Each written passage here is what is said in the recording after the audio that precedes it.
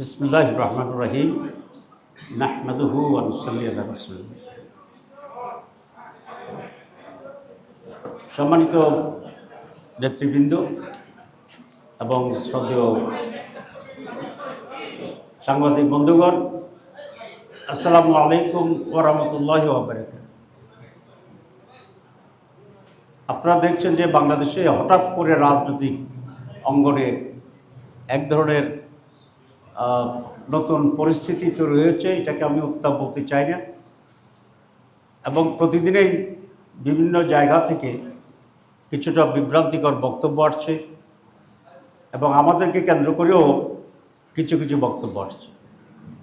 সে কারণেই আমরা আজকে অনুভব করেছি যে আপনাদের কাছে যে সমস্ত বক্তব্য আসছে সে সমস্ত ব্যাপারে আমাদের স্ট্যান্ডিং কী হবে সেটা ক্লিয়ার হওয়া দরকার, এবং আমরা বা এই জাতি কী চাচ্ছে, জাতির কল্যাণের জন্য কী করা উচিত আমাদের দৃষ্টিতে সেই বিষয়টাও আপনাদের কাছে আমরা পেশ করতে চাই এবং আপনাদের মাধ্যমে এই জাতির কাছে পেশ করতে চাই। আমরা একটি কথা শুনতে পাচ্ছি যে সরকার এক ধরনের কম্প্রোমাইজিং অ্যাটিটিউডে আজকের যে বার্নিং ইস্যুগুলো সেগুলো হ্যান্ডেল করার জন্য চেষ্টা করছে,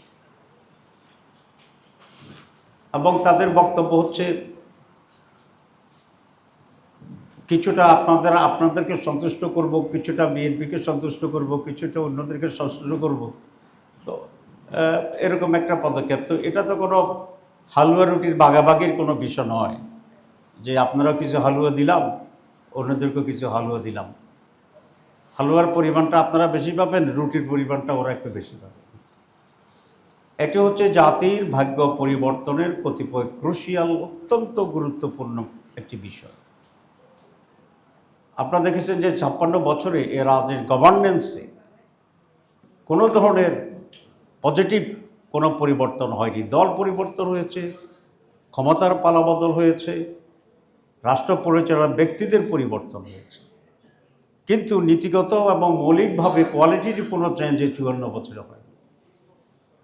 যারাই ক্ষমতায় গিয়েছেন তারাই প্রায় একই ধরনের দলীয়করণ, আত্মীয়করণ, আত্মীকরণ, লুটপাট, টেন্ডারবাজি, সাদাবাজি, নিজের দলদেরকে অবৈধভাবে সুযোগ সুবিধা দেওয়া, টাকা পাচার, নির্যাতন অপোজিশনের উপরে, এগুলো চলেই আসছে।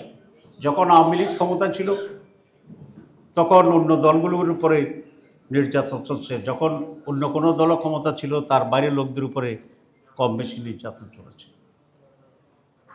54 বছর পরে এই ধরনের কোনো পরিবর্তন এর আগে হয়নি, কিন্তু এবার একটি জনসম্পৃক্ত বা সকল মানুষের অংশগ্রহণে স্বৈরাচার এবং ফ্যাসিবাদ, জালেম, হত্যাকারী, লুটপাটকারী, বিদেশের আনুগত্যকারী, সার্বভৌমত্ব বিক্রিকারী, এরকম একটি ফ্যাসিস্ট সরকারকে সকলে মিলে, সাংবাদিক, ছাত্র, শ্রমিক, পেশাজীবী, গরিব, উপরতলা লোক, সাধারণ মানুষ, সবাই মিলে আমরা এমন এক অভূতপূর্ব পরিবর্তন আমরা এনেছিলাম, যার মাধ্যমে মানুষ এটা আশা করেছিল যে এইবার কমপক্ষে বাংলাদেশে একটি গুণগত পরিবর্তন হবে। কিন্তু এক বছরের মাথায় এসে আমরা অত্যন্ত হতাশভাবে আমরা দেখছি যে রাজনৈতিক দলগুলোর ভিতরে আদর্শিক, চরিত্রগত বা গুণগত খুব বেশি পরিবর্তন হচ্ছে, এটা আমরা দেখি না। আমরা নোবেল লরিয়েট ডক্টর ইউনূসকে প্রদান করি, একটি ইন্টারিম গভর্নমেন্ট আমরা সকলে মিলে করেছিলাম, এবং ডক্টর ইউনূস এমন একজন ব্যক্তি যে কোনো একটি রাষ্ট্রপ্রধান হিসাবে কোয়ালিটি, নৈতিকতা, সততার দিক থেকে উনি অনন্য, এবং সেটা নিয়ে এই এক বছর এটা প্রমাণ করেছেন। অনেকের ব্যাপারে, ক্ষমতার কাছাকাছি লোকদের ব্যাপারে আমরা নানা অভিযোগ পেলেও ডক্টর মোহাম্মদ ইউনূস আমাদের চিফ অ্যাডভাইজার, তার ব্যাপারে নৈতিক এমন কোনো অভিযোগ আমরা এখনো পাইনি। এবং আমি মনে করি যে উনি সিনসিয়ারলি 3টি কাজ করবেন বলে ঘোষণা দিয়েছেন, যেটা পুরানো কথা আপনারা জানেন।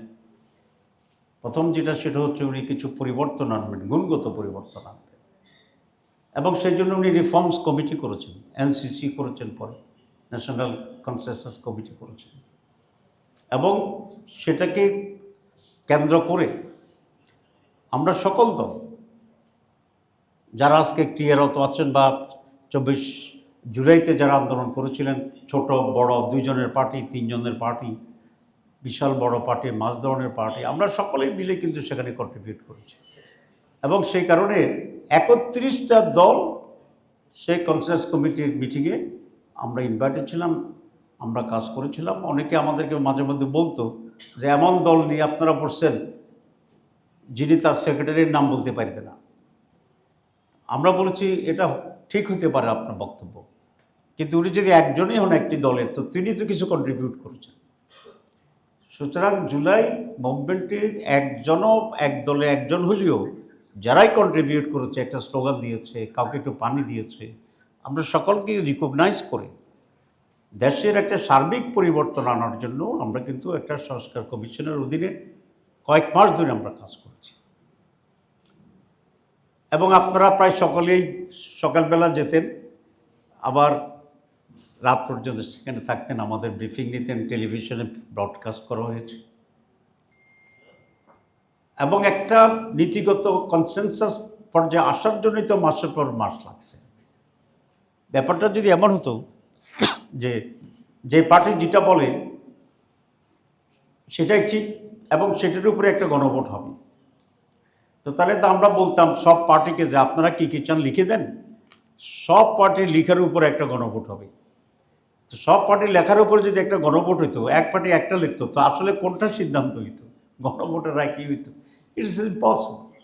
সেই জন্য যে সকল দল মিলে আলাপ আলোচনা করে, কম্প্রোমাইজ করে, স্যাক্রিফাইস করে, এক একটা অন্য গ্রহণ করে, যেটা আমরা একটা কনসেনসাসে ঐকমত্যে এসে পৌঁছেছিলাম, সিদ্ধান্ত হয়েছে, that was the final and that was the decision of the consensus committee.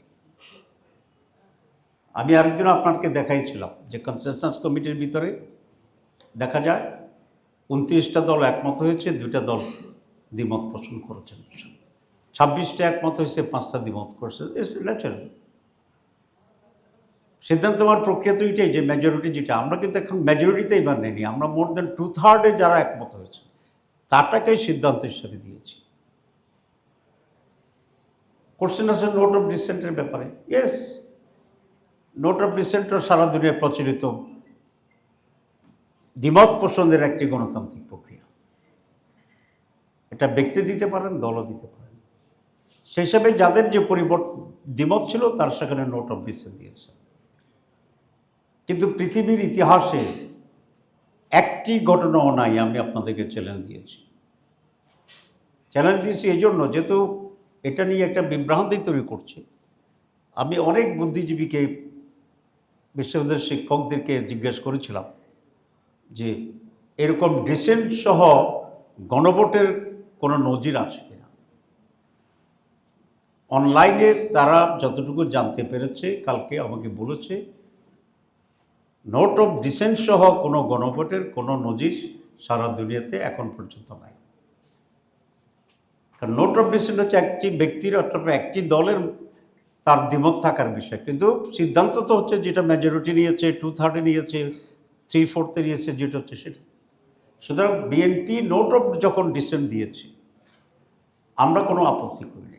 আমি এবং বিএনপির প্রতিনিধি আমরা দুজন কিন্তু এক সোফায় বসতাম। অ্যারেঞ্জমেন্টটা এমন ছিল যে একটা সোফায় 2 জন জামাত এবং বিএনপির প্রতিনিধি, তার পাশে আর একটা সোফায় আমাদের সাথে সঙ্গে ছিল তারা, আপনারা দেখেছেন। বিএনপির প্রতিনিধি যখন নোট অফ ডিসেন্টের কথা বলতো অনেক সময় আমি এক সাপোর্ট দিতাম যে ঠিক আছে ওনাদের নোট অফ ডিসেন্ট আছে, ইউ ক্যান রেকর্ড ইট। কিন্তু নোট অফ ডিসেন্ট তো ওনাদের দলের একটা আলাদা বিষয়, একটা কনসেনসাস কমিটির সিদ্ধান্তের সাথে হ্যাজ নো রিলেভেন্সি, মানে এটার কোনো প্রাসঙ্গিকতা নেই। এবং আমি আবার রিপিট করছি, দুনিয়ার কোথাও নোট অফ ডিসেন্টের উপরে গণভোট হয় নাই। আজকে আমি আপনাদের মাধ্যমে এই তথ্য দিচ্ছি। ওনারা যদি রেকর্ড দেখাতে পারে, I will withdraw my position. এখন বিএনপি কিন্তু সংস্কারের প্রথম থেকেই তারা কিছুটা অনগ্রাহী ছিল। অনেক বিষয়ে তারা দীর্ঘদ্বিমত করেছে এবং আমার ধারণা আমরা সকলে মিলে যে পরিমাণ কথা বলছি, বিএনপির প্রতিনিধি একাই কনসেনসাস কমিটিতে সেই পরিমাণ কথা বলছে, আপনারা দেখছেন। সব কিছু মিলে একটা সুন্দর এন্ড হয়েছিল এবং বিএনপি অত্যন্ত স্বতঃস্ফূর্তভাবে বিএনপির মাননীয় মহাসচিব এবং বিএনপির আরেকজন স্ট্যান্ডিং কমিটির সদস্য দুজনেই সিগনেচার দেওয়ার যে অনুষ্ঠান, সেখানে তারা উপস্থিত ছিলেন। তার পাশে আমাদের সিট ছিল। আমরা স্বতঃস্ফূর্ত হাসি খুশি ঠাট্টা জোক সিরিয়াস টক সব কিছু মিলে ওখানে ছিলাম। And we signed very gladly, very spontaneously, very naturally এবং with the decision of the party. এখন বাস্তবায়ন প্রক্রিয়া গিয়ে আবার সেখানে নতুন আলোচনা হয়েছে, কনসালটেন্ট কমিটিরা করেছেন, ওনারা কিছু বলেননি। হঠাৎ করে দেখলাম যে বিএনপি ফোঁস করে উঠছে এবং মানে অগ্নিশর্মা মূর্তি। হঠাৎ আমরা তো একটা বিস্মিত হয়েছি যে হঠাৎ কী হয়ে গেল, রাতে কী স্বপ্ন দেখলেন এবং স্বপ্নের পরে এসে ওনারা এটা কী রিয়েক্ট করলেন। রিয়েলি আমি পার্সোনালি আমি এখনও বিস্মিত। What is the reason? 2 নম্বর কথা হচ্ছে, ওনারা যদি পদ্ধতি নিয়ে দ্বিমত পোষণ করেন, দে ক্যান ডু দিস, কিন্তু এখানে জামাতের সাথে তো কোনো সম্পর্ক নেই। এটা তো কনসেনসাস কমিটি বিএনপি, সরকার বিএনপি, এখানে বিএনপি জামাত তো কোনো পয়েন্ট না। জামাত জামাতের জায়গায় আছে, ওনারা ওনাদের জায়গায় আছে। আমরা বুঝে শুনে যেহেতু সিগনেচার করেছি, আমরা দ্বিমত পোষণ করার কথা কোনো প্রয়োজন হচ্ছে না আমাদের। ওনারা হয়তো সিগনেচার আগে ঠিকমতো বুঝে শুনে করে নাই হয়তো বা, তো পরে যখন বুঝটা আসছে ওনাদের দৃষ্টিতে, তখন ওনারা বিচার করছেন, তো করেন। কিন্তু আমরা বিশ্বের সাথে দেখলাম যে ওনারা সংস্কারের বিরোধিতা সাথে সাথে জামাত ইসলামীকে টার্গেট করে বিরোধিতা করা শুরু করেছে। আপনারা দেখেন ওনাদের কথার ভিতরে অনেক কন্ট্রাডিকশন আছে। মাঝে মধ্যে যখন পত্রপত্রিকা আসছিল যে বিএনপি সংস্কার চায় না, তখন ফখরুল ইসলাম সাহেব প্রায় 2 মাস আগে এক বক্তৃতা বলছেন সংস্কারের বাবা হচ্ছে বিএনপি। আপনাদের নিশ্চয় জানা আছে বাবা শব্দটা বলছেন। তো এরকম যদি বহু কিছুর বাবা হইতে চায়, সন্তানের বাবা, সংস্কারের বাবা, আমাদের তো কোনো আপত্তি নেই। বাবার দায়িত্ব পালন করতে পারলে উনি অনেকজনের বাবাই হতে পারেন। একদিকে সেক্রেটারি জেনারেল বলছেন সংস্কারের বাবা বিএনপি। 2 দিন আগে ওনাদের আরেক নেতা, প্রাক্তন বেসামরিক ব্যক্তি, সামরিক ব্যক্তি আপনি জানেন, উনি বলছেন সংস্কারের কোনো প্রয়োজনও নেই। পত্রিকা দেখছেন না? আচ্ছা, আমি সব পত্রিকার কাটিং আনছি, ওনাদের বক্তব্য, এটা আমারগুলো না, পত্রিকা যেগুলো আসছে। তাহলে একজন বললেন যে সংস্কারের বাবা বিএনপি, আরেকজন বলছেন সংস্কার দরকার নেই। এখন আমরা কোনটাকে বিশ্বাস করব? ওনারা বললেন যে জামাত ইসলামী কি করছে, মিথ্যা বলে জনগণকে বিভ্রান্ত করছে। এখন কোনটা আমরা মিথ্যা কথা বললাম, এই কথাটা তো আমাদের জানার একটা অধিকার আছে। আপনারা না, যেহেতু আমরাই মিথ্যা বলছি বলতেছে, তাহলে কোনটা মিথ্যা বললাম এই কথা আমাদের জানার অধিকার আছে। আমি ফখরুল সাহেবকে অনুরোধ করব, উনি আগামীকালের ভিতরে বা ওনার সময় মতো জামাত ইসলাম কোন কোন পয়েন্টে মিথ্যা বলছে এটা জাতির কাছে পরিষ্কার করবেন। আরেকজন বলছেন যে জামাত ইসলামী প্রতারণা করে আমাদেরকে বেকায়দায় ফেলে দিছে। ওনারা বেকায়দায় পড়ছেন কিনা এটা আমরা জানি, এটা ওনারা বুঝতে পারেন, কিন্তু আমাদের কোন কথার কারণে ওনারা বেকায়দায় পড়ে গেলেন এটা আমরা টের পাচ্ছি না, কারণ আমরা এমন কিছু করতেছি না যে ওনারা বেকায়দায় পড়ে যাবে। তা আমি মনে করি এগুলো ওনাদেরকে এখানে পরিষ্কার করা দরকার। ওনারা এখন একজন এক এক চ্যাপ্টার নিচ্ছেন জামাতের বিরুদ্ধে। সেক্রেটারি জেনারেল এক চ্যাপ্টার, স্ট্যান্ডিং কমিটি আরেকজন আরেক চ্যাপ্টার। ওনাদের আরেক নেতা বলছে যে জামাত ইসলামীকে ব্যান করা উচিত। ঠিক আছে না? খুব ভালো। তো জামাত ইসলামীকে যদি 91 সালে বিএনপি যে সরকার গঠন করছিল তার আগে ব্যান্ড করতো, বা জামাত যদি তখন ব্যান্ড থাকতো, বিএনপিতে বোঝা গেলো ব্যান্ড চাচ্ছে, তো তখন যদি ব্যান্ড থাকতো জামাত ইসলামী, তাহলে ওনারা 91 সরকার গঠন করতেন কীভাবে? কারণ জামাতের সমর্থন নিয়েই তো সরকার গঠন করছে। তো জামাত ব্যান্ড থাকলে তো আর তাহলে 91 সরকার কীভাবে গঠিত হইতো জামাত ব্যান্ড থাকলে? আমি ওনাদের কাছ থেকে এই ক্লারিফিকেশনটা চাইতেছি। আপনাদের খেয়াল আছে না, জামাত ইসলামী তখন 18 আসন আমরা পেয়েছিলাম, কোনো দলে মেজরিটি পায়নি। তখন ম্যাডাম খালেদা জিয়া জামাত ইসলামীর কাছে অ্যাপ্রোচ করেছিলেন বিএনপিকে সমর্থন দেওয়ার জন্য, সরকার গঠনের জন্য। আমরা বঙ্গভবনে গিয়ে চিঠি দিয়ে বিএনপিকে সমর্থন দেওয়ার পরে বিএনপি মেজরিটি হয় এবং সরকার গঠন করে। আচ্ছা, সেটা নিঃস্বার্থ হতে পারে, উদাহরণ কোনো যারা বলছে সেটা কোনো ম্যাটার না। ম্যাটার হচ্ছে জামাত যদি ব্যান্ড থাকতো, 18 সিট না যোগ হইতো বিএনপির সাথে, তাহলে বিএনপি কি সরকার গঠন করতে পারতো না। তো তাহলে বিএনপি যদি 91 সালে সরকার গঠন করতে না পারতো, আজকে বিএনপি কি এই অবস্থায় আসতে পারতো? বিএনপির ইতিহাস তো এরকম হতো না, হয়তো ভিন্ন হইতো। তখন আওয়ামী লীগ আবার সরকার করতো, তারপরে কি হইতো, এটা কাল্পনিক, এখন তো আমরা বুঝছি না। তাইলে বিএনপি নেতারা এমন কথা বলেন, যে কথা যদি সত্য হয় বা সত্য হইতো, তাহলে বিএনপির নিজস্ব পজিশনেরও একটা হুমকির ভিতরে পরিচিত, সরকার করতে পারত না। কথাটা কি আমি বুঝাতে পারছি আপনাদের? আমি 91 সালে সরকার গঠনের পরে ওমরায় গেছিলাম। তো সেখানে লোকেরা আমাকে ধরছে যে আপনারা মহিলার নেতৃত্বকে সমর্থন দিলেন কেন? কারণ খালেদা জিয়ার নেতৃত্বে তো এটা তো একটা বেকায়দা প্রশ্ন। তা আমি বললাম যে আমরা তো পুরুষেরও দাঁড়িয়েছিলাম, কিন্তু এদেশের মানুষ তো দুইটা বড় দলকে বেশি আসন দিয়ে, মাত্র 18 আসন দিয়ে পাশ করিয়ে জামাত ইসলামীকে তো আত্মাইয়ুতে বসে রাখছে। আত্মাইয়ুত বুঝুন তো, নামাজ শেষ করার আগে যে আমরা পড়ি বসে, তো জামাত তো আত্মাইয়ুতে বসে দিয়েছে মানুষ, দুই পক্ষে দুই মহিলা। এখন আমাদের অবস্থা ছিল এরকম যে আমরা যদি মহিলার দিকে না তাকাই, তাহলে আজীবন আত্মাইয়ুতে বসে থাকতে হয়, সালাম ফিরাতে পারি না। তো আরেকটা হচ্ছে কোনো রকমের ডান দিকে তাকাইয়া সালাম ফিরাইয়া আবার সোজা হয়ে দাঁড়িয়ে গেলাম। ঠিক আছে, তো আমরা 91 সালে ওই আত্মাইয়াতু থেকে নামাজ শেষ করার জন্য বিএনপির দিকে সমর্থন দিয়া তো আমরা এই সরকারটা গঠন করে দিয়েছি। তো এই জন্য বলছি যে বিএনপি যে বলছে জামাতকে ব্যান্ড করতো, জামাত যদি 91 আগে ব্যান্ড হতো, তাহলে বিএনপি কীভাবে সরকার গঠন করতো জামাতের সহযোগিতায়, এই ব্যাখ্যাটা আমি ওনাদের কাছ থেকে চাই। আজকে আমাদের বেশি কথা না, আমাদের বন্ধুরা যেটা বলে সেটার ব্যাপারে আমরা একটু ক্লিয়ার হতে চাইতেছি। এরপরে আওয়ামী লীগের বিরুদ্ধে যত আন্দোলন হয়েছে, এই আন্দোলনে সবচেয়ে বেশি স্যাক্রিফাইসটা কে করছে, যে কারণে আজকে এই পরিবর্তন, যে কারণে আছে আরেকটা সরকার গঠনের চিন্তা, নির্বাচনের চিন্তা।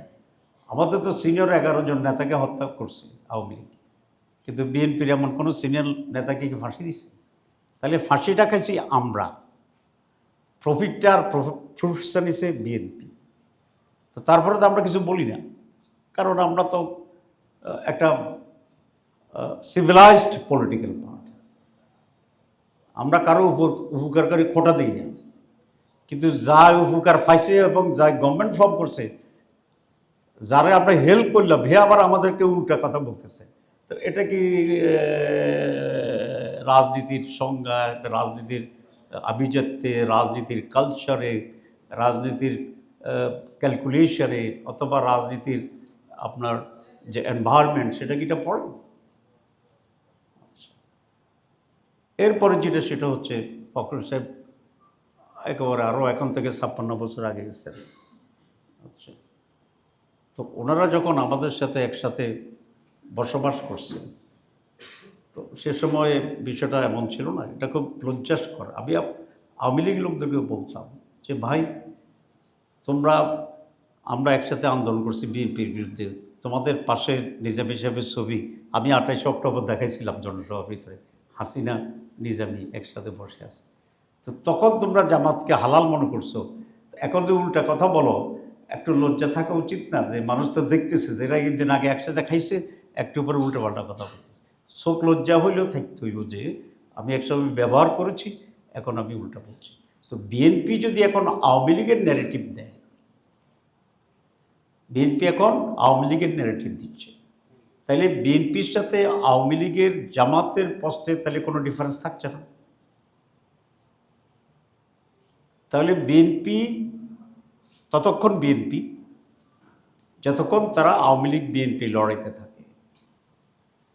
যখন জামাত এবং বিএনপির সাথে যে কোনো কারণে মতপার্থক্য হয়, তখন বিএনপি কিন্তু আওয়ামী লীগের নেগেটিভ এবং আওয়ামী লীগের চেয়ারে বসে জামাতের বিরুদ্ধে কথা বলে। এটা আমি মনে করি যে রাজনৈতিক সততার অভাব। রাজনীতিতে মিনিমাম সততা থাকতে হবে। এখন কোনো দল যদি মনে করে যে আমরা জনগণকে যাই কমিটমেন্ট দিই না কেন, আমরা ক্ষমতা এসে চাঁদাবাজি করব, এখানে আমাদের সততার প্রয়োজন নেই। আমরা ক্ষমতায় এসে বা আমরা যদি সুযোগ পাই আমরা দখল করে ফেলব, এখানে সততার কোনো প্রয়োজন নেই। আর একইভাবে তারা যদি রাজনীতিকেও সেইভাবেই চিন্তা করেন যে আমরা রাজনীতিতেও কোনো সততা মেনটেন করব না, আমরা প্রয়োজন হলে একসাথে থাকব, প্রয়োজন হলে একসাথে খাবো, প্রয়োজন হলে একসাথে ঘুমাবো, প্রয়োজন হলে একসাথে ট্রেন চড়ব, প্রয়োজন হলে একসাথে মন্ত্রী পরিষদেও থাকব, প্রয়োজন হলে আমরা কাঁধে কাঁধ মিলিয়ে ইলেকশনও করব, আবার যখন প্রয়োজন হবে আমরা সততার পরিচয় না দিয়ে তাদের বিরুদ্ধে ওই ইস্যুগুলো নিয়ে গালিগালাজ করব, যে ইস্যুগুলো ফেসিবাদ এবং স্বৈরতন্ত্র তাদেরকে চিহ্নিত করতে চায়। এটাই যদি রাজনীতির ক্যারেক্টার হয়, দলগুলোর ক্যারেক্টার হয়, তো তাহলে 54 বছরের যে সাফারিংসটা, এটা কি জনগণের জন্য? নো। জনগণের ভুল সিদ্ধান্তের জন্য? নো। 54 বছরের জনগণ সবসময় সঠিক সিদ্ধান্ত নিয়েছে। এটি পলিটিক্যাল পার্টিস, দি করাপ্ট পলিটিক্যাল লিডার্স, অকৃতজ্ঞ রাজনীতিবিদ, যখন যা তখন তা, এরকম চরিত্রের রাজনীতির নেতৃত্ব আজকে বাংলাদেশের এই সকল ক্রাইসিসের জন্য প্রধানত রেসপন্সিবল বলে আমরা মনে করি।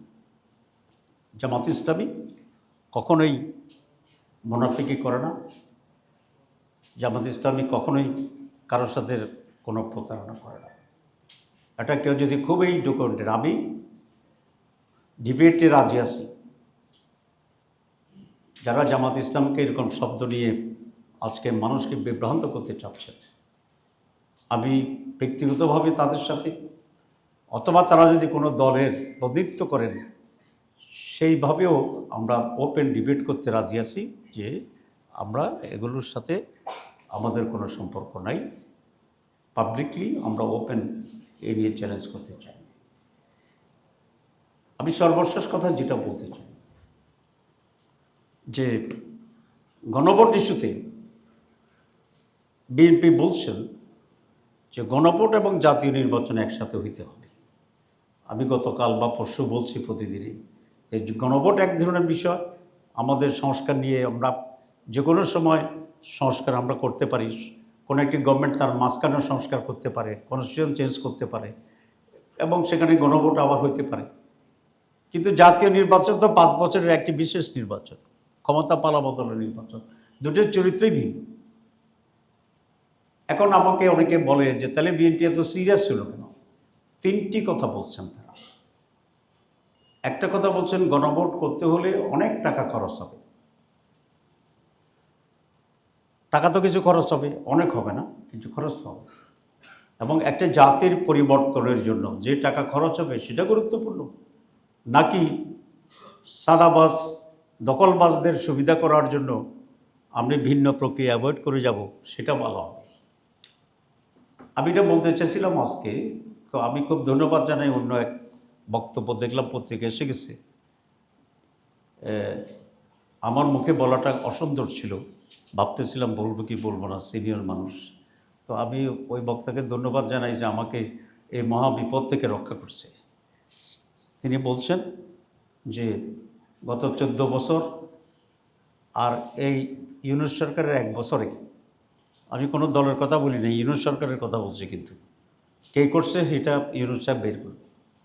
ওনার এই পিরিয়ডে যে পরিমাণে 16 বছরের সাদাবাজি, দখলবাজি, টাকা পাচার, হুন্ডা ব্যবসা, বেগম পাড়া, তারপরে অন্য পাড়া তৈরি হয়েছে, এ দিয়ে প্রায় রাফলি যে হিসাব কাটছে কয়েক বিলিয়নের, আমি দেখলাম প্রায় 1000 গণভোট করা যায়। কি বলছি, 1000 গণভোট করা যায়। ওনারা গণভোটের টাকা নিয়ে খুবই উদ্বিগ্ন, দেশের জন্য অনেক ভালোবাসা, এটাকে আমি ধন্যবাদ জানাই। কিন্তু 1000 গণভোট করার মতো টাকা যে সাদাবাজি, লুটপাটবাজি, দখলবাজি, ফাঁসার হইয়া গেছে, এই ব্যাপারে কিন্তু তারা কোনো কনসার্ন করছে না। যদি করতেন তাহলে আমি বলতাম যে না, ওনারা রিয়েলি এটার ব্যাপারে খুবই, দেশের সম্পদের রাজস্ব টাকার ব্যাপারে দে আর ভেরি সিরিয়াস। দেশের কল্যাণের জন্য this is not a big amount. এবং একজন ইলেকশন কমিশনার, ওনার নাম কি, টুকটু কি কি মহিলা একটা, আচ্ছা, উনিও দেখলাম এক জায়গায় বলছে যে 300 কোটি না 3000 কোটি টাকা খরচ হবে। এটা ওনার একটা অধিক বাক্য ব্যয়। এটা ইলেকশন কমিশনের দায়িত্ব না টাকা জোগাড় করা। ওনারা কোনো একটি দলকে ফেভার করতে চাচ্ছে, সেটাও আমার কথা নয়। আমি পরে চিন্তা করলাম যে বিএনপি কেন এত স্ট্রং ল্যাঙ্গুয়েজে বিরোধিতা করছে। ফখরুল সাহেব দেখলাম বললেন যে আমরা জীবনেও মানব না। তো পরে আমার হঠাৎ মনে হইল ডাকসু নির্বাচনের কথা, কারণ ডাকসু, চাকসু, জাকসু, রাকসু নির্বাচনে সবচেয়ে মেধাবী, তরুণ, স্মার্ট, আধুনিক ছেলেদের চয়েসের ভোট দেওয়ার যে একটা চিত্র ফুটে আসছে, ডাকসুটা হয়তো আমি ডাকসু নির্বাচনে খুব ইনভলভ ছিলাম দেখার জন্য, না বুঝে মানে দূর থেকে দেখার জন্য। তা আমি ধারণা করেছিলাম যে ডাকসুতে বোধহয় একটা অ্যাক্সিডেন্ট হয়ে গেছে, ছেলেমেলে বুঝতে পারে নাই কারে ভোট দিয়ে ফেলছে। পরে যখন দেখলাম যে জাকসু একই অবস্থা, তখন ভাবলাম যে বোধহয় না বুঝে শুনে দিচ্ছে, সবাই না হইলেও কিছু লোকে।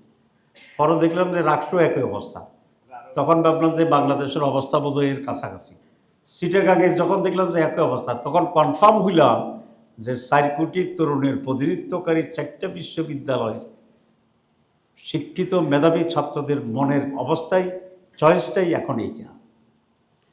এখন বিএনপি যদি জানতো যে ছাত্র শিবির সব ইউনিভার্সিটিতে 3 গুণ, 4 গুণ, 5 গুণ ভোট পাইয়া গণবিশ্ববিদ্যালয়ে ইলেকশন হয়েছে, আপনারা অনেকে, আমিও টের পাইনি, শুনছি ওই দলের ভিপি ক্যান্ডিডেট নাকি 1 ভোট পাইছে। তো তো সেটি তারা দেখছে যে এটা একটা রিফ্লেকশন হবে। এখন গণভোট যদি হয় আগে, তাহলে আমি নিশ্চিত 80% হার পক্ষে হবে বিএনপি যদি বিরোধিতা করে, আর 20% নার পক্ষে হবে যদি বিএনপি না থাকে। এখন সব ইউনিভার্সিটিতে শিবির, আবার গণভোটেও 80% জামাতের পক্ষে, হার পক্ষে। তো তাহলে জাতীয় নির্বাচনে ওনারা তো বুঝে গেছে এটার ইম্প্যাক্ট ওইখানে পড়বে না। গণভোটে ওনারা জীবনও না যাওয়ার প্রধান কারণ আমি এখন খুঁজে পাইলাম যে এই গণভোটও 80% লোক হার পক্ষে থাকবে, এবং এটারই প্রতিফলন হবে জাতীয় নির্বাচনে। তো জাতীয় নির্বাচনের আগে যদি একটা জাতীয় নির্বাচন হয়ে যায়, এটা তো একটা ধরনের জাতীয় নির্বাচন, তো তাহলে তারা এই নির্বাচনটাকে কেন মানবেন সচেতনভাবে, যেটা 80% ওনাদের চিন্তার, চেতনার, সমর্থনের বিপরীতে যাবে। তবে একটা জিনিস আছে, তারা যদি হাঁ ভোটের পক্ষে থাকে, আমরাও হাঁ ভোটের পক্ষে থাকি, তাহলে আর মানুষ এটা বুঝতে পারবে না যে বিএনপির পক্ষে হাঁ কত, জামাতের পক্ষে হাঁ কত। সুতরাং এটা তাদের একটা কৌশল হইলে আমি মনে করি ওনারা এখানে মোটামুটিভাবে একটা, শব্দটা বলতে চাই না, একটা সুন্দর পরিবেশ এখানে থাকতে পারবে। আমি লাস্ট কথা বলছি, কিছু কথা তো আমরা পলিটিক্যাল রেটরিক হিসেবে বললাম, সব কথাটি আমি খুব সিরিয়াসলি বলি নাই, কিছু সিরিয়াসলি বলছি। আমরা চাই, এখনও চাই যে দেশটা এখন যে হঠাৎ, আমরা সকলে তো নির্বাচনের প্রস্তুতি দিচ্ছি, আপনারা জানেন। আমরা 300 আসনে নমিনি দিছি, কাজ করতেছি, তারপরে বলে জামাত ইসলাম ফেব্রুয়ারি নির্বাচন চায় না। ওনারা তো এখন নমিনেশন একজনেরও ঠিক করতে পারেন নাই, কিন্তু ওনারা বলেন যে ওনারা পুরা ফেব্রুয়ারিতে চায়। তো আমরা কি অপরাধটা করতেছি? ক্যান্ডিডেট দিলাম, ভোটের জন্য টাকা খরচ করতেছি, পোস্টার ছাপাইছি, জিন্দাবাদ করতেছি, মুর্দাবাদ করতেছি, ইলেকশনে যাব, সব কথার পরে ইলেকশনে যাবো করতেছি, ফেব্রুয়ারির কথা কইছি, যত দাবি আছে সব দাবি পেশ করে করতেছি, পূরণ করে আদায় করে ফেব্রুয়ারিতে ইলেকশন করব। এতবার ফেব্রুয়ারি কইছি, জীবনেও এত ফেব্রুয়ারি আগে উচ্চারণ করিনি। তারপরে ওনারা বলে যে জামাত ইলেকশনের ভিতরে ষড়যন্ত্র করতেছে, আর ওনারা এখনো ক্যান্ডিডেট নমিনেশন দেয়নি, কিন্তু বলে যে ওনারাই ফেব্রুয়ারিতে নির্বাচনের চ্যাম্পিয়ন। এখন এইসব কথা নিয়ে ঝগড়া করবে কি? আমি পরিষ্কার বলছি, বিএনপি এই ইস্যুকে, জামাতকে জড়ানো বিএনপির রাজনীতির জন্যে কতটুকু কল্যাণ হয়েছে আমি জানি না। তবে আমি এটা স্পষ্ট বলি, এটা একেবারেই অপ্রয়োজনীয়, একেবারেই অপ্রাসঙ্গিক, এবং একেবারেই জামাতের এখানে কোনো দায়বদ্ধতা নাই। তো জামাত ইসলামীর পক্ষ থেকে আপনাদের মাধ্যমে আমি জাতিকে এটা পরিষ্কার বলে দিতে চাচ্ছি যে জামাত বিএনপি যতই উস্কানি দেয়, জামাত ইসলামী বিএনপির সাথে কোনো ধরনের বিরোধ এবং ঝগড়ায় লিপ্ত হতে চায় না, হবে না। আমরা চাই, মানুষের ভিতরে যে একটা আতঙ্ক, সন্দেহ তৈরি হয়েছে, মানুষ কিন্তু আতঙ্কিত যে কী হবে, এই মানুষের আতঙ্ক দূর করে কি হবে এটাকে স্পষ্ট করার দায়িত্ব হচ্ছে রাজনৈতিক দলগুলো। সুতরাং যাই করছে, let us forget and forgive. যাই করতেছে, লেট আস স্টপ। আমি বিএনপিকে অনুরোধ করব, আসুন বিএনপি এবং জামাত ইসলামী আমরা একসাথে বসি, আমরা দেশের এই পরিস্থিতি নিয়ে খোলামেলা আলোচনা করি, এবং একটি সুন্দর সুষ্ঠু নির্বাচন, আমাদের যে চার্টার অফ জুলাই যেগুলো আছে দেশের জন্য অত্যন্ত প্রয়োজন, সেই চার্টারের জন্য যে গণভোটের জন্য গণভোট, জাতীয় নির্বাচন এবং কনস্টিটিউয়েন্সি অ্যাসেম্বলি, এবং এটার বাস্তবায়নের জন্য যে ইম্পিউনিটি দেওয়া হচ্ছে সেটি, যেগুলো নিয়ে আজকের সমস্যা, আসলে সব ইস্যু নিয়ে আমরা বসি। উত্তেজনা হয়েছে, আবার পানি ঢেলে দিলে তো আগুন নিভে গেছে। বাংলাদেশের মানুষ, রাজনৈতিক দলগুলো এই ধরনের দায়িত্বহীন অস্পষ্টতা এটা চায় না। মানুষ চায় একটা সমঝোতা, একটা সমাধান। আমি সেই আলোচনার জন্য আহ্বান করছি। জামাত ইসলামী এবং বিএনপি যদি একটি সমঝোতার কাছাকাছি আসে, তাহলে বাকি যারা রাজনৈতিক স্টেক আছে আমরা তাদের সাথে আলোচনা করব একটা গাইডলাইন তৈরি করে। তখন এটা সার্বজনীন সকল দলের একটি মত হিসেবে রূপান্তরিত হবে। আর যদি তাই হয়, তাহলে আমরা আশা করি আজকের যে সংকটের আভাস আমরা দেখছি, সেখান থেকে এই যাত্রী পরিত্রাণ পাবে। আরেকটি কথা ওনারা বলেন, সকলেই বলেন, যে যদি সমঝোতা না হয়, ইলেকশন না হয়, তাহলে কী হবে? ফেসিবাদ এসে যাবে। তো ফেসিবাদ আসবে, আপনি তো বলতেছেন। তো ফেসিবাদ আসলে আপনি যদি ফেসিবাদ না চান, তো তাইলে আসেন, শান্ত হন, আমরা শান্ত হই, সবাই মিলে আমরা করি। মানে অন্যের উপর দায়িত্ব আমার শতভাগ। আমরা যখন আপনার প্রশাসনের কথা বলি যে বিএনপি 80 ভাগ, পরের দিনই বিএনপি বলছে জামাত 80 ভাগ। তা আপনি যে জামাত যেখানে যেখানে 80 ভাগ আছে সবগুলোকে ট্রান্সফার করে দেন, আমরা রাজি আছি। তো তাহলে ওরা বলে কেন 80 ভাগ নিচে আর 20 ভাগ যে বাকি আছে, এসব কথা বলে ওইটাও নিয়ে আপনারা শতভাগ হইতে চায়। তো এসব রাজনীতিক কৌশল তো আজকাল মানুষ বুঝে যায়। আমরা কৌশলী হইতে চাই না, আমরা খেলতে চাই না, এবং রাজনীতির খেলা আছে, কিন্তু বেশি খেলাটা রাজনীতিকে ঝুঁকিপূর্ণ করে দেয়। সেই জন্য আমি এই উদাত্ত আহ্বান আজকে জানানোর জন্য বলছি যে আমরা তো বলেছি, বিএনপিকে আমি আহ্বান করছি যে আসেন আমরা বসি, ওপেনলি বসি, আমরা কথা বলি, বলে একটা সমন্বয়, সমঝোতা, আন্ডারস্ট্যান্ডিংয়ের মাধ্যমে আমরা আগামীতে বাংলাদেশ কীভাবে সত্যিকার অর্থে একটি স্বাধীন, সার্বভৌম নতুন বাংলাদেশ হতে পারে। আমাদের এজেন্ডাগুলো কি? আমরা মনে করি একটা রোড তৈরি হওয়া উচিত, এই রোডের বাউন্ডারি কেউ ক্রস করবে না, এবং এই রোডের ভিতরেই আমরা প্রতিযোগিতার দৌড় দেব। ঠিক আছে? তাহলে জাতি একটা স্বস্তি পাবে। এবং আমি ঐকমত্য কমিশন এবং প্রধান অ্যাডভাইজারের কাছে অনুরোধ জানাবো, আপনি মেহরবানি দৃঢ় থেকে যাহার সঠিক আপনি সেই সিদ্ধান্ত নেন, জনগণ আপনার পাশে থাকবে। আপনি কত লোকের সমর্থন চান? লাখ লাখ? ইয়েস। কোটি কোটি? ইয়েস। আপনি বলেন কত লোকের সমর্থন আপনি চান, এই জাতি আপনাকে সে সমর্থন দেবে। আপনি কোনোভাবেই অন্যায় এবং অন্যায্যতার ব্যাপারে আপনি নমনীয় হবেন। এটা দেশের পক্ষ থেকে আপনার প্রতি আমাদের সুনির্বন্ধ, সশ্রদ্ধ, আন্তরিক আবেদন।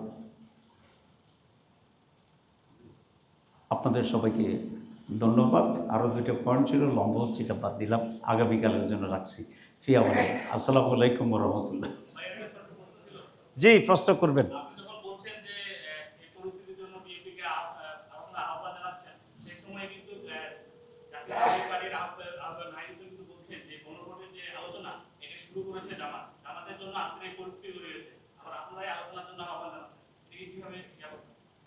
গণভোটের প্রস্তাব তো জাতীয় কনসেনসাস কমিটিতে আসছিল, এবং এটাকে লিখিত ভিত্তি দেওয়ার জন্য গণভোটের প্রয়োজন বলে আমরা সকলে একমত হয়েছি, এবং যিনি এই কথা বলেছেন তার দলও সেখানে বক্তব্য রেখেছে, এটার পক্ষে একমত হচ্ছে। সে রেকর্ড এনসিসির কাছে আপনারা পাবেন। তাদের বক্তব্য এনসিসিতে গণভোটের পক্ষে ছিল, অনেক জোরালো ছিল। জি,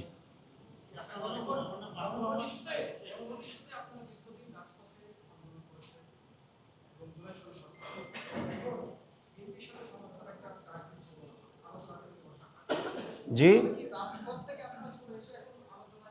না, আমরা আমরা দুইটাতেই আছি। কারণ আপনারা জানেন পৃথিবীর বহু দেশে একসাথে যুদ্ধ চলতেছে, আলোচনা চলতেছে। ইসরায়েলে আপনারা দেখছেন না? তারপরে আপনারা এই পুতিন এবং এর যে কি না, দেশটা হচ্ছে ইউক্রেন হচ্ছে না, আফগানিস্তান আর পাকিস্তান যুদ্ধ শুরু হয়েছিল, আবার আলোচনা চলতেছে না। This is the normal practice of the world, both in war, both in চুক্তি, সব জায়গায়। আমাদের আন্দোলন দুইটাই চলবে। আগামীকাল আমাদের শীর্ষ নেতৃবৃন্দের বৈঠক আছে, আমাদের সাথে যে 8 দল আছে, সেই শীর্ষ বৈঠকে আমরা আন্দোলনের পরবর্তী কর্মসূচি দেব। আমাদের পক্ষ থেকে একটা মহাসমাবেশ করার প্রস্তাব আমরা কালকে রাখব।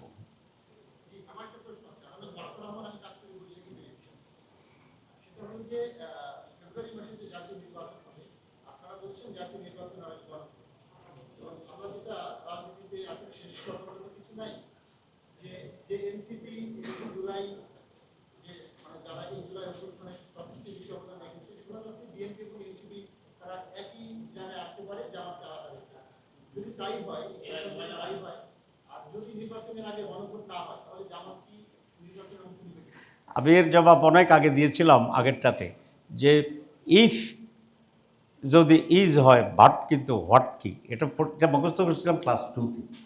ঠিক আছে? তো বলছি নির্বাচনে ইফ, যদি, বাট এসব নিয়ে কোনো কিছু বলার কোনো সুযোগ নেই আর কি। জি,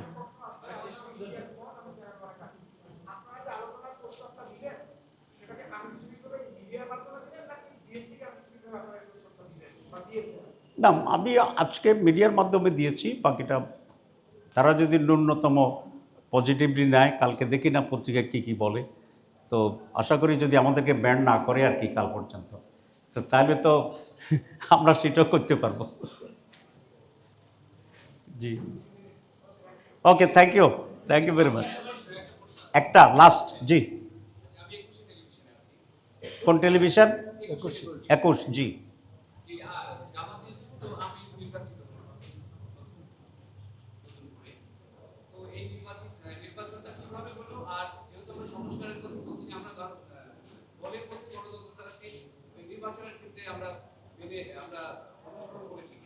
আচ্ছা, উনি আপনাদের যদি ধৈর্য থাকে আমি 1 মিনিট জবাব দিই। প্রথম কথা হচ্ছে আমি তো নতুন নির্বাচিত হয়ে গেছে এই খবর ওনার জানা আছে, আমাদের কিন্তু জানা নাই। আচ্ছা, কারণ হচ্ছে এখনো আমরা কোনো রেজাল্ট আজকে দিচ্ছেন সকালে। ও আচ্ছা, তাহলে হয়েছে। আমাদের ইলেকশন কমিশন দেখেন এত ইন্ডিপেন্ডেন্ট যে তারা নিজেরাই ঘোষণা করে দিচ্ছে নাইবে আমিরের নলেজের বাইরে। আচ্ছা, তো কমিশন স্বাধীন আমাদের এত বেশি আজকে করছে, তাহলে ওই জন্য জি জি না, থ্যাংক ইউ ভেরি মাচ। বলছি যে আমাদের ইলেকশন কমিশন এত স্বাধীন যে আমির নাইবে আমির জানি না ঘোষণা করে দিচ্ছে, এটা অ্যাবসলিউটলি দেশ স্বাধীন। 2 নম্বর হচ্ছে জামাতে ইসলামীর নির্বাচনে 3টা নো এর সমন্বয়, 3টা নো। একটা হচ্ছে no candidate, no panel, no campaign. আমাদের এখানে কেউ ক্যান্ডিডেট হতে পারে না, সকলেই ক্যান্ডিডেট, সকলেই ভোটার। সুতরাং যারা এলিজিবল ভোটার তারা যে কোনো লোককে ভোট দিতে পারে, নিজেকে দিতে পারে না। এই ভিত্তিতে যিনি সবচেয়ে হাইস্ট পান উনি আমি নির্বাচিত হন। এই জন্য কে কারে ভোট দিচ্ছে আমরা একটু হলে জানতাম। এই যে আপনি বলছেন রেজাল্ট হয়ে গেছে, এইটা তো জানি না, তারা ইন্ডিপেন্ডেন্ট। আচ্ছা, 2 নম্বর হচ্ছে কেউ কারো পক্ষে ক্যাম্পেইন করতে পারবে না এবং কেউ দেখাইতে পারবে না যে আমি অমুকের ভোট দিছি, ঠিক আছে? সুতরাং কোনো ক্যাম্পেইন এখানে নেই। আর এখানে কোনো প্যানেল সিস্টেমে নাই যে 3জন 4জন মিলে প্রেসিডেন্ট একজন, সেক্রেটারি একজন, নাইবে একজন প্যানেল আছে। This is the unique electoral system in the whole world. কোথাও এরকম ফেয়ার, নিরবিচ্ছিন্ন, পিওর নির্বাচনী পদ্ধতি নাই। কারণ আমাদের একটা বেসিক পয়েন্ট আছে, ক্ষমতার প্রতি লোভ, এটা এখানে জায়েজ নেই। কেউ যদি ডাইরেক্টলি ইনডাইরেক্টলি প্রমাণিত হয় যে উনি আমির হতে চান, উনি সেক্রেটারি হতে চান, তাহলে he will be declared unfit for this. এরকম ঘটনা আমাদের দলে আছে। সুতরাং কেউ এটা প্রকাশ করতে পারে না যে আমার একটা ভোট দাও। তো দিলে যদি প্রকাশিত হয় he will be expelled from the party. ওইটাকে আমরা ইম্পিউনিটি রাখছি, যেটা বিএনপি মানতে চায় না। 270 দিনের বহু মজার কথা তো আছেই। আর আপনার তো থ্যাংক ইউ। আর বোধহয় আমরা শেষ করতে পারি ওনাদের ধৈর্যটা।